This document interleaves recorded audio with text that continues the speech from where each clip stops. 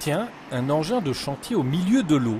Patiemment, la pelle mécanique récolte puis déverse le fruit de sa plongée dans un conteneur.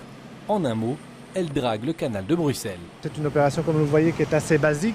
C'est-à-dire qu'il y a une grue sur une barge qui va racler au fond du canal et qui enlève les boues qui sont apportés par les sédiments, par les rejets de la Seine, etc., dans le fond du canal.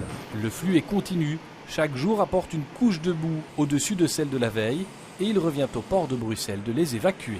C'est une des missions les plus importantes du port de Bruxelles.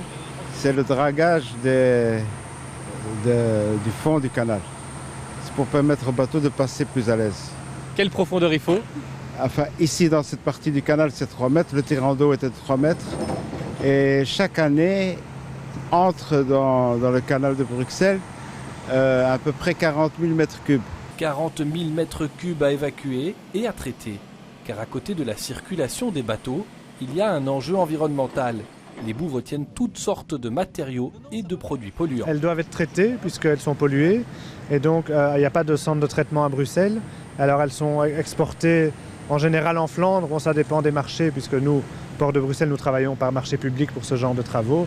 Donc ça, c'est l'entreprise qui se charge de les traiter avec des sous-traitants probablement. Mais dans ce cas-ci, elles vont en Flandre où elles sont retraitées pour être utilisées pour notamment faire des remblais de route, par exemple.